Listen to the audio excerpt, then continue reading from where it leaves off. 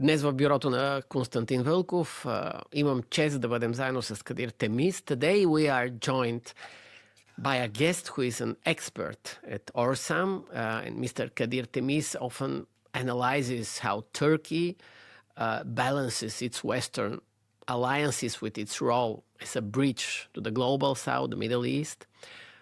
For the Bulgarian audience, the intersection of Turkey's Balkan interests and the escalating Israel-Iran tensions is particularly relevant, as Bulgaria sits as the geographic crossroads of these shifting dynamics. Welcome to the Bureau of Konstantin Vълkов.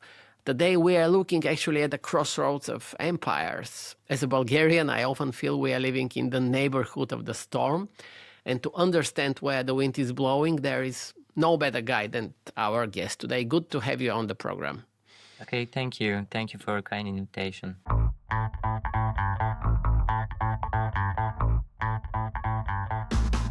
Любим модел на поколение от 1972 до днес. Произведен в Япония, новият Honda Civic, пълен хибрид с 184 конски сили е тук. С топ оборудване, безопасност от Honda Sensing, върхова хибридна ефективност и изключително пътно поведение.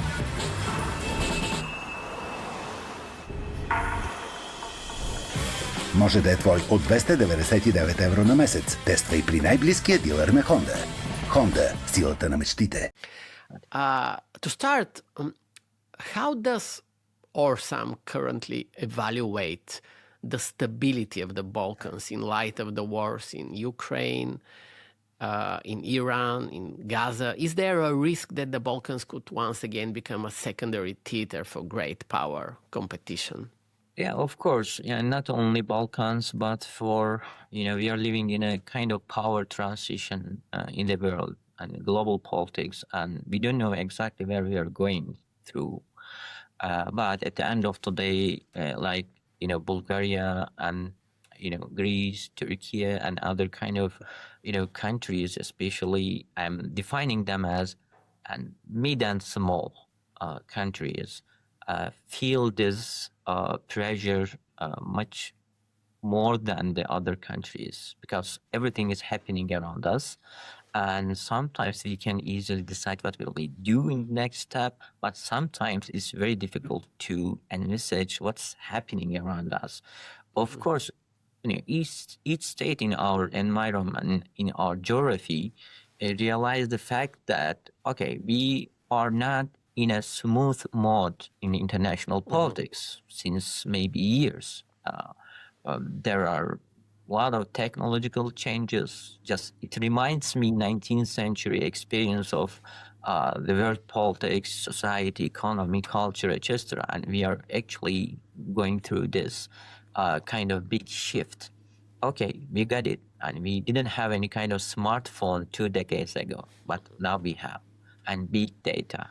And we have artificial intelligence. And a couple of years ago, nobody knew that ChatGPT and others. But now we are using them in our daily life, and we are using them in our institutional, cooperation, and also in our maybe personal relationship.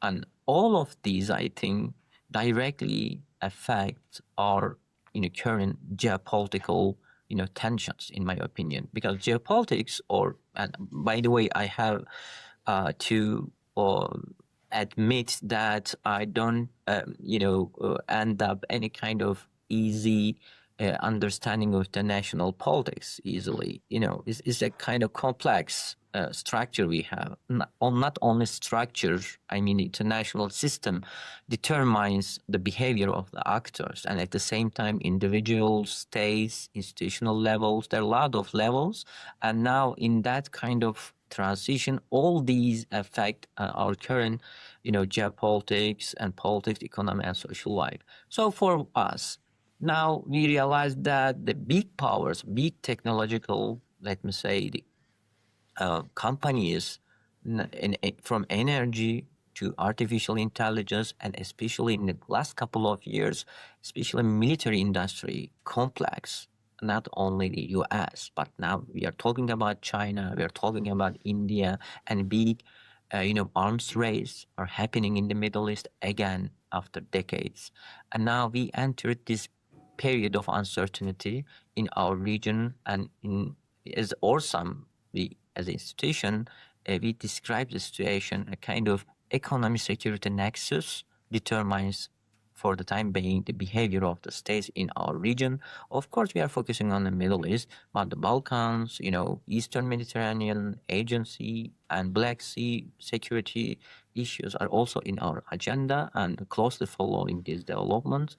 And in the last couple of months, as you also observed, that the Iranian-Israeli war and U.S. involvement directly impact on our current security, narrative, and even for policy behaviors of Turkey in this stage. But hopefully, before this happening, and we created a strong, institutional, structure, in my opinion, both in the EU and Turkey, because, at the end of 19th, in Turkey, actually well prepared to be part of the EU in one way or another, and as a candidate, as member, etc. Of course, we are not member now.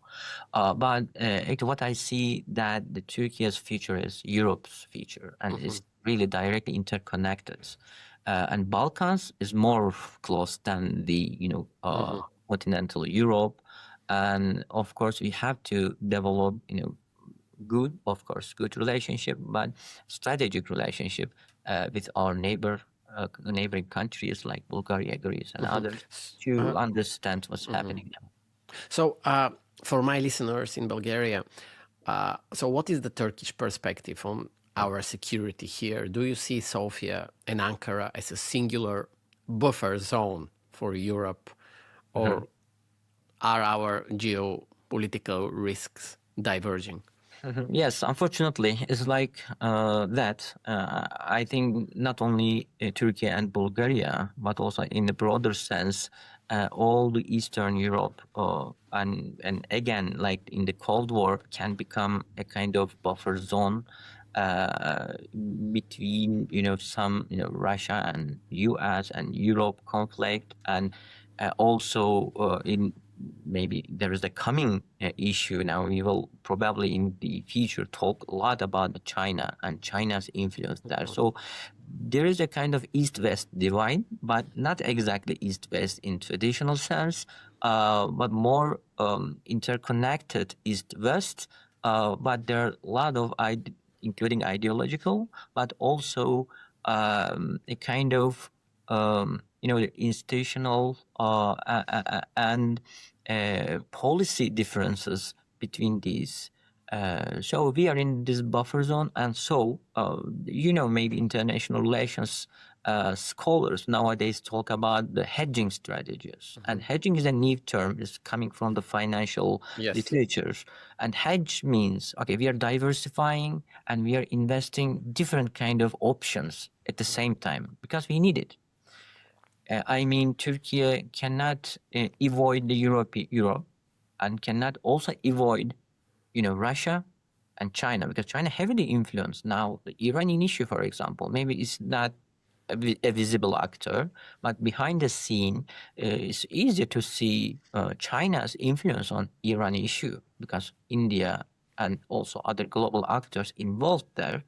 And there is a, consistent alternative order, maybe approaches, and they are fighting each other now in our close region in the Middle East, and in my opinion in Ukraine as well. Ukraine is not also a kind of historical, conflict or issue between Russia and Europe. It's also a real, rational, economic and geopolitical issue because Russia for a long time felt that they are excluded from European balance of power. And they felt that the NATO's expansion, for example, as a threat. So what was happening after the Cold War? It was maybe we criticized it much on Russia's, occupation, in Crimea and, part of Ukraine. They described it as military operation, etc. But at the end of the day, after the Cold War, what would be a Euro-Atlantic alliance feature, for example? Yes, Turkey is also part of it. And we also ask, what kind of NATO we will have, for example. So unfortunately, for decades after the Cold War, I couldn't read and see any alternative approach to this, and NATO continued to expand.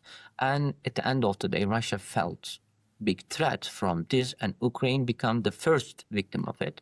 And now, hopefully, in the future, there will not be any kind of victim.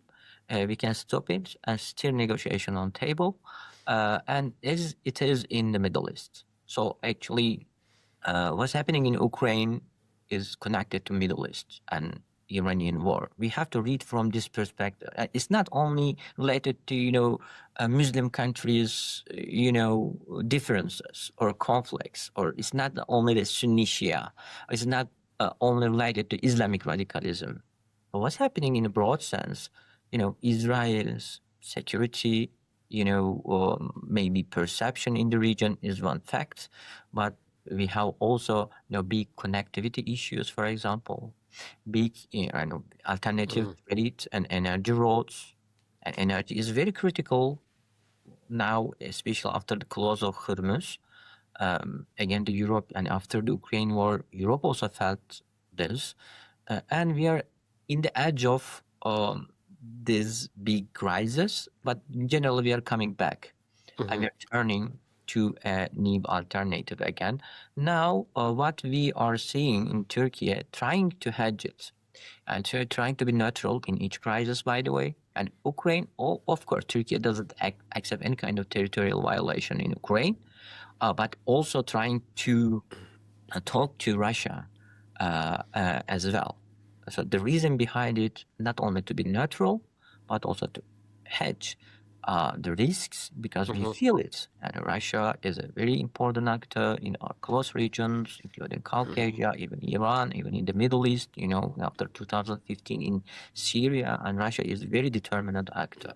And now, we are entering a new period after October 7.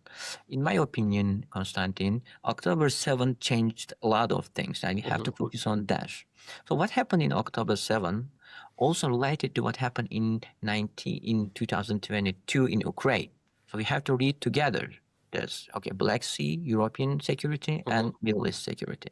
And Turkey for a long time felt the burden of migration issues, and we become the maybe buffer zone for Europe. And unfortunately, some European Union leaders also defined Turkey. Turkey, should be there to stop the conflict. So what's happening inside Turkey was not important. And even still, there are some politicians, they don't care about what's happening in the neighboring countries. So actually, Europe has a neighborhood policy, right? So what is Europe's neighborhood policy? What is Europe's common security and foreign policy? Unfortunately, we don't know it yet. And there is no any concrete, implication of this policy. I understand. Just want to ask you a little bit more, because you mentioned Turkey. Yes, Turkey often finds itself in a mediation trap, I mean. So do you think Ankara remain an honest broker between the West and the East? Yes, of course. Or will the intensity of the current conflicts that you talked about eventually force a hard choice? Yeah. I mean, the Turkey, for maybe long time, and since Arab Spring started, try to take a position of neutrality, but by supporting the order. And order so how we describe the order, for example, in the Middle East? By supporting whom? By supporting which agenda? So maybe Turkey has experience on this, but didn't realize that Europe and even United States, our Euro-Atlantic allies, just was reading the region from outside.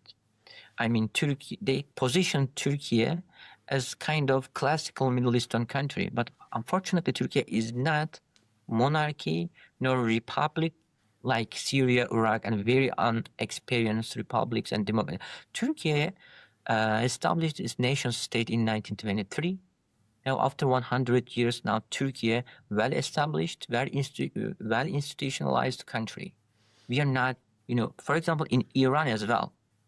Okay, they experienced a lot of problems. In 1979, there was an Islamic revolution. But at the end of the day, Iran has strong institutions. Iranian civilization and Iranian experience of modernity from 19th and 20th century created a strong institutions and strong political, economic, social, and cultural groups inside Iran. It is not, easy to read Iran will abandon everything and there will be a regime change. Okay, we have seen this. What's happening in Iran now? Everybody was, and even Trump's administration was reading it like that. Okay, after 2 months and maybe a couple of weeks later, there will be a regime change. There will be a big demonstrations. So what happened? So this is the problem of reading our region. Okay, and it's a European close region, and Europe also has to read this correctly. So Turkey, in that stage, now trying to, to tell its story to its neighbors and to European first. Okay, Turkey is not only a country, is an out of sources, or is not a poor country. Turkey is a country responsible from its own neighboring countries, responsible to protect them, responsible to protect order, security, and economic development. Turkey has no any natural resources, but with only human resources and educated, people and demography, now Turkey changes its environment and see the military industry, see the other industrial, approaches and connectivity projects. Now Turkey is trying to create a diplomatic, connectivity as well. A lot of diplomatic, or including mediation. So mediation, you asked, Turkey is very serious on this one.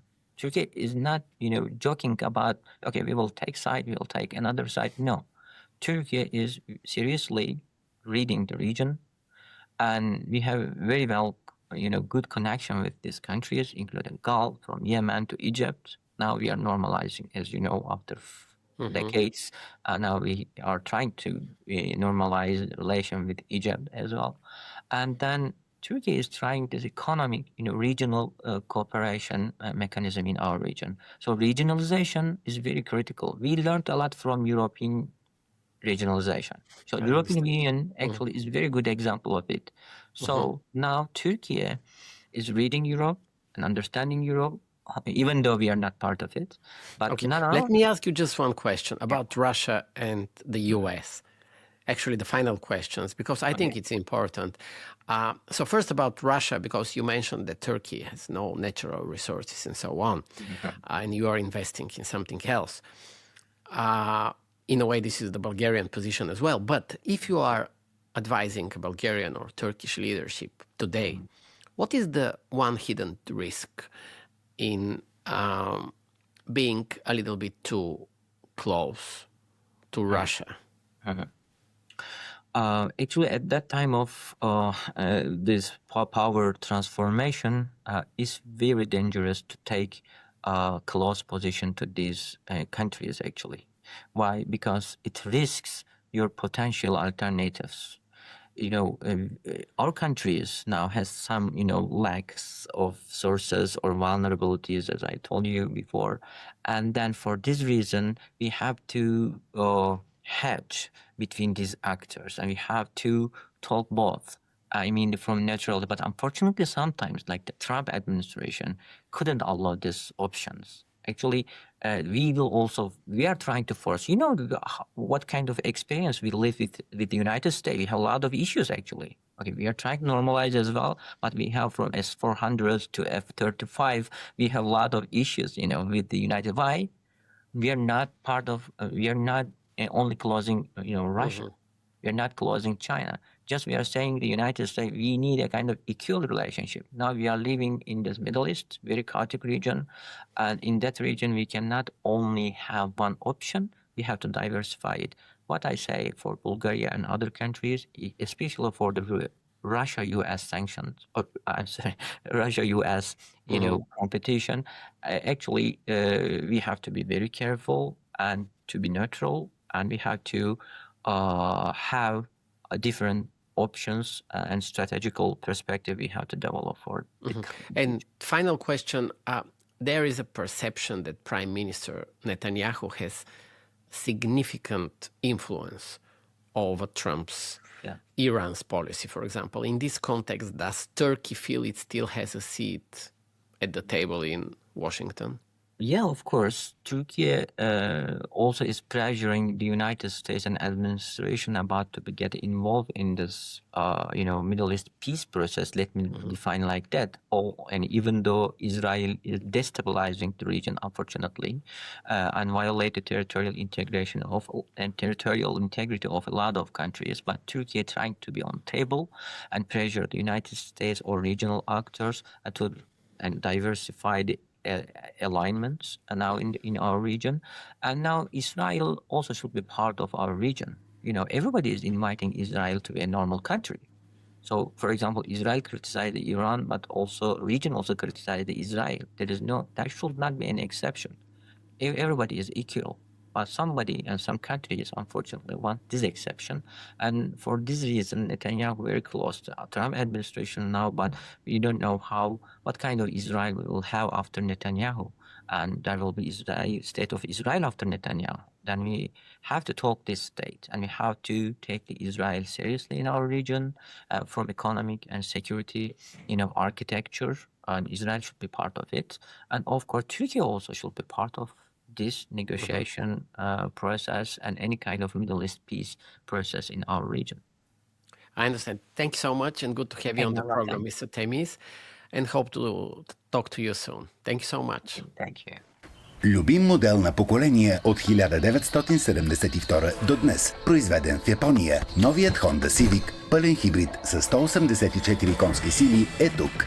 С топ оборудване, безопасност от Honda Sensing, върхова хибридна ефективност и изключително пътно поведение.